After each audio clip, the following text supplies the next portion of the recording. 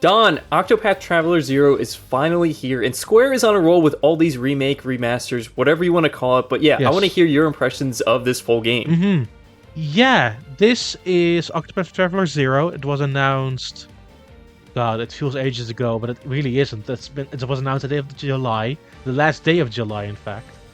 It's partially based on the mobile version of Octopath Traveler. I think the subtitle is Champions of the Continent. That seems correct. Champions of the Continent. Got it. Which I played a little bit of when it came out back in the day, and I did enjoy it. But I ultimately fell off because of the way you would get characters. So in that game, it would be heavily gacha. So even in the opening, you would get a random hero that has maybe nothing to do with the way you want to play, but you're just stuck with it because that would be your first character. And I assume that version was completely free, unlike this one where it's a paid version. And I assume like there's not a lot of gacha in here because they tailor-made it more for the console experience. Is that right? Not just that, they overhauled the entire game and made it feel like a console game. What I mean by that is that, first of all, yes, there is an actual more full-fledged story here.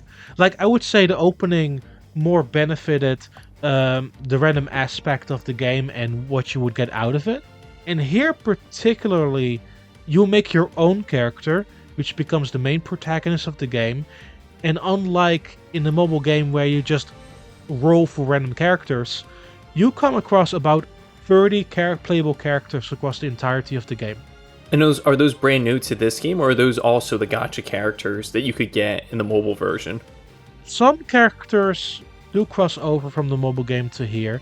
I would say a good chunk of them are more tailor-made, particularly when it comes to, say, unique abilities and things that they can do. Because with the creation of your own character, obviously you can go through a bunch of the classes like Bravely Default style and switch between them and build up more skills that way. But particularly with the characters that they already made and are implemented, they each use 2 weapons, but also have abilities that you wouldn't get from the main character that you make.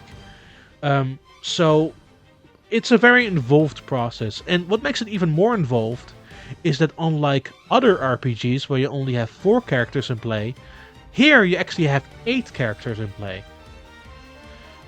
And that's all at the same time, right? Like, you're not swapping between multiple party members. I guess you are, because you said you can have up to, I guess, 30. But, like, on the battlefield at once, you have up to 8 characters. Is that right? Yeah, and there's basically a front row and a back row, which you can switch those characters between. So, for example, you can have somebody in the back who's charging their attacks, their boost meter to do more attacks, and just chill out. And then once you're ready, you can move them to the front, hit the shields for massive damage, and then move them back or keep them in play and let the other character charge. So you're just constantly rotating between like a front line and a back line. Yes, and there's a lot of specific attacks that also play into it. One of the skills you get early on is that you heal another character and then immediately move to the back line. So there's a lot more strategy involved in this one. It's not solely build up skills, build up your levels, and take it from there. It's more so, which enemies do you have in front of you? How do you want to deal with them? And which skills lean the best to make that happen? And I assume, like, depending on where you have your party members determines how much damage they're going to do. Like, your front line is going to do more damage than your back line, and vice versa for, like, the enemy team, right? Are they going to have multiple lines as well? I mean, the back line cannot attack. So you have to swap them in.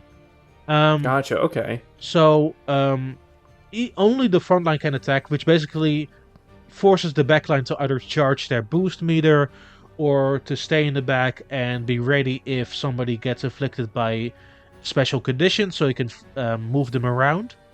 And obviously some weapons are only effective against certain enemies. So you will constantly flipping them, move them to the front, let them do their attacks, and then see where you take it next. And I really like that about it. It feels like such a unique system to play around with, and everything that happens, um, just not happens in a vacuum. You just constantly have to think at every single move, and it has to be precise, and it has to be considered about the weaknesses that your enemies has, and that makes it so interesting to play around with. And I assume it doesn't get too overwhelming. Maybe at first, right? Because when I played the preview, I only got up to maybe 4 party members. But Sure. once it gets to 8, that seems like so many people that you have to manage during one single battle. Yeah, and it's also a lot of obviously equipment to manage. It's a lot of um, knowing which skills you want to bring, because obviously you level up characters and swap around skills that you want to use. Um, so it's a lot of management. It's a lot of pieces to it. And if you're not necessarily like ready for that, it might become an issue. But I think it makes it more of a game of strategic chess. It's not a simple RPG where you use your move and that's where it ends. Um, and I think that makes it such a unique hook and such a unique way of playing an RPG. And I'm speaking about uniqueness of this game. Can you talk about a little bit about like the town and how you have to kind of like build up your own town? Is it mostly just like pallets of things that you're placing in specific spots, or is there really full customization here to your town? And does it really actually benefit you in your journey throughout the whole game? Um, so there is a story attached to building up a town, and you will get like story beats of it. But for the majority of things, it's like bringing people with different skills to your town, um, helping them to enrich like your facilities, helping them to build up like the further scope of your area, and just like populating it with as many buildings as you possibly can.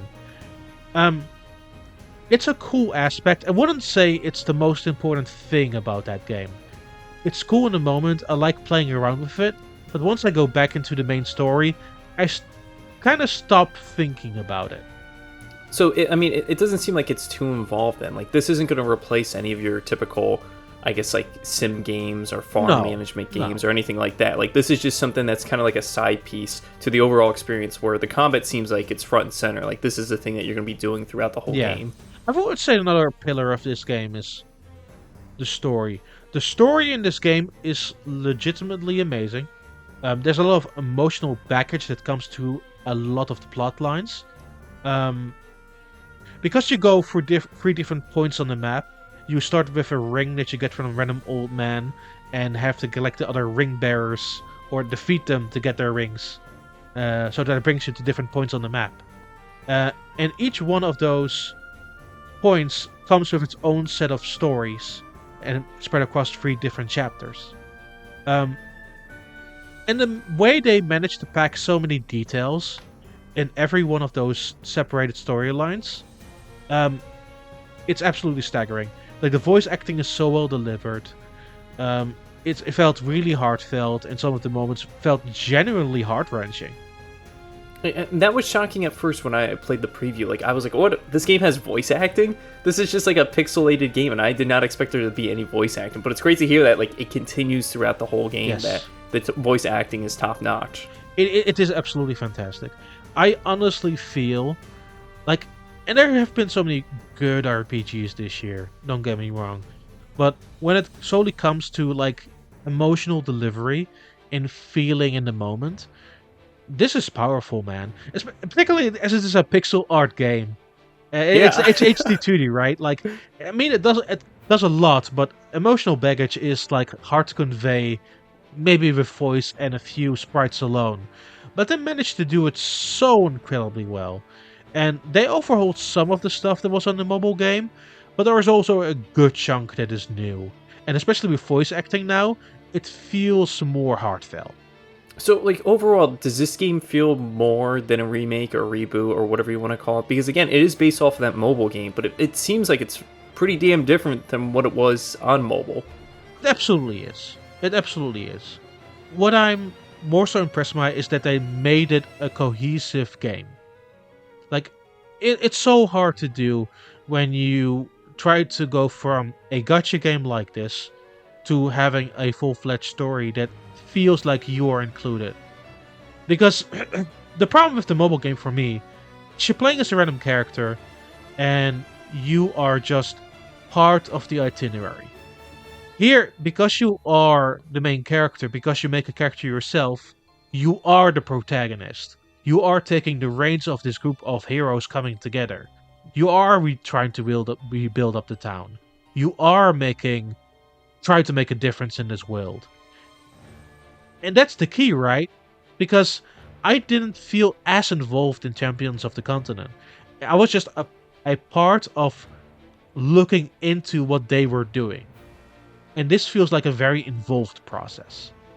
And that's great to hear because again, like I'm not a big mobile gamer myself, but like if I'm gonna spend time on something like this, like it just feels like there's so much meaning to it instead of playing that gacha version where you're kind of just like a soulless character playing to just get that next character that hopefully adds something significant to your party. But here it's just like no, it seems like it's really meaningful. Yeah, and it still has the nice tropes of an Octopath Traveler game. You go into towns, you talk to people, you try to get more information out of them. You can find them to get more items or let them recruit them for special effects during battle. There is still a whole gigantic map to explore, the one from the previous games, Hostera. And they really made it feel like a prologue to the other two games.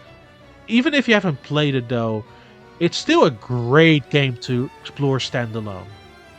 It's absolutely filled with action, no filler.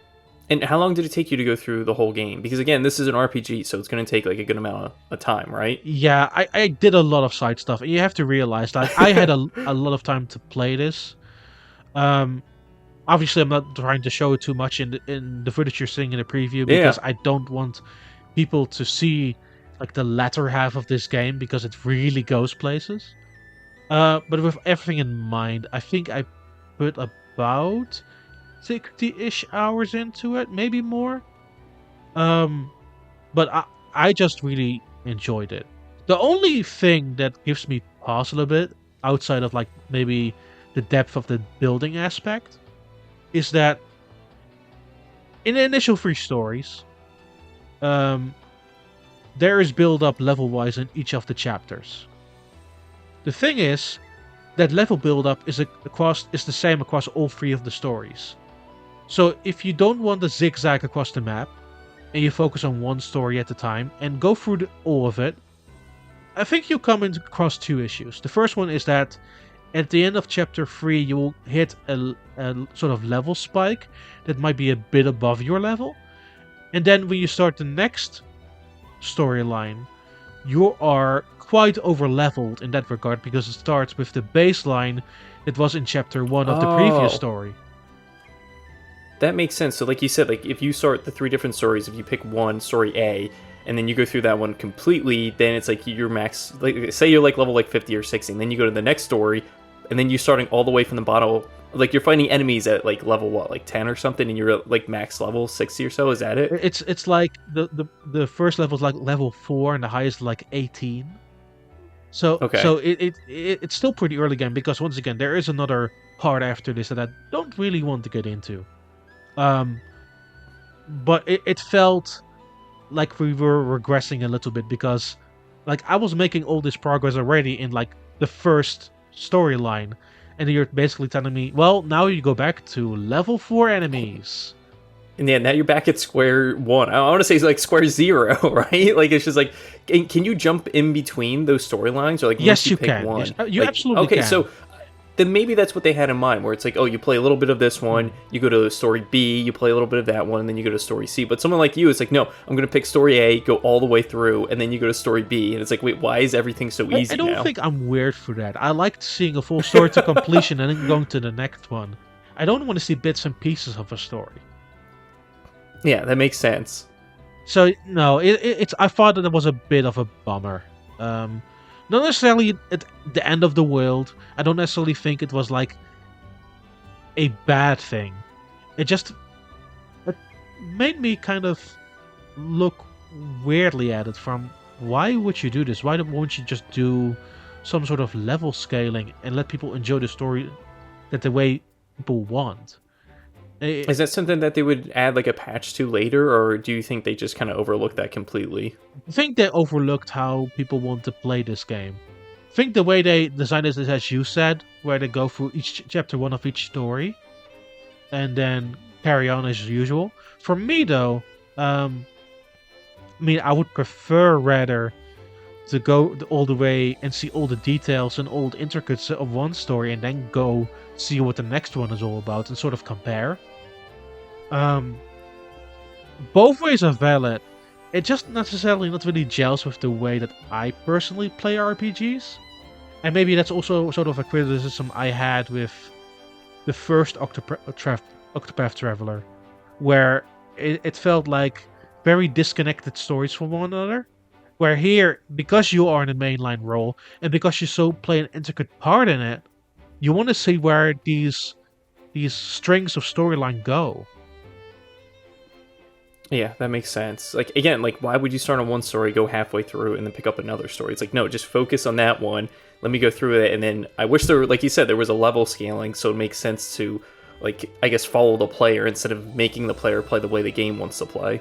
Exactly. Yeah, that's roughly how I feel about that. Yeah, so, I mean, is there anything else we're missing? Oh, I guess talk about the music. We haven't covered the music at all.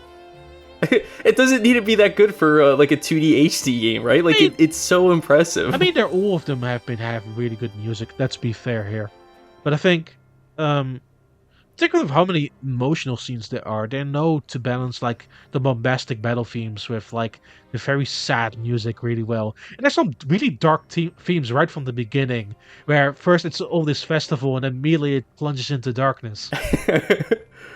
It's a good contrast there, which fits the musical themes so really well. Obviously, with HD 2D, it also is a nice looking game. It looks really nice. I played it on Switch too. I don't have any complaints about how it looks. It just looks fine. What about performance-wise on Switch 2? Totally fine? Yeah, no problems here. Yeah, no zero issues. Did you play it both in handheld and docked, or did you just stick to one? I played a bunch in handheld. I think I played more in handheld than on the television. But I don't necessarily feel there was a major difference between the two. No, not really. I think the game does give you an option for performance or quality, right? Did you notice anything with that? If it did, I didn't notice it. I will be honest. You didn't notice it? Yeah, I think the same thing with like Dragon Quest HD 2D remake. I think that also had it, but I think it was very subtle. Like I was shocked that a game like that even had an option for quality or performance mode. No, for sure. I think. Yeah. So Daan, I guess. Overall impressions. Like, going away with this? What are you giving this score wise? So, I'm sort of conflicted between an 8 and a 9. So I'm gonna stick to an 8.5 for now, because the two main issues that I have is really the way the difficulty works, and the city builder aspect is not really all that interesting or major player as I thought it would be. I did really enjoy the rest though. The rest of this game is rock solid. The performance, the story, the new gameplay aspects. I really like the battle system. So overall, yeah, if you need a juicy RPG to end the year with, I think this is a really good pickup.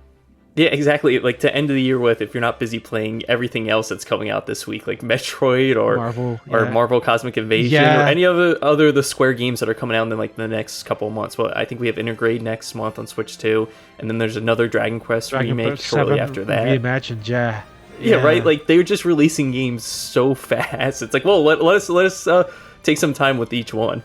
I think this is a strategy, and I just want to keep us hostage, right? Especially the RPG lovers. Like if you look at the things they released over the last number of months, they've been just going from game to game, and I don't think that they do this by accident. Yeah, it's seriously. I think it started all the way in September with what is it, Tactics? I think they started with, and then Dragon Quest after that, and then Octopath. Like they have so many games releasing so quickly. Yeah. But yeah, Daan, I think that's gonna do it for our review of Octopath Traveler 0. Where can everyone find you? You can find me at Nintendo. It's NANTNDAAN. And you can check me out on my personal YouTube channel. That's Steftendo, STEFTNDO. Go check it out. But until next time, everyone, thank you for checking out our review, and we'll see you later. Righty. Bye.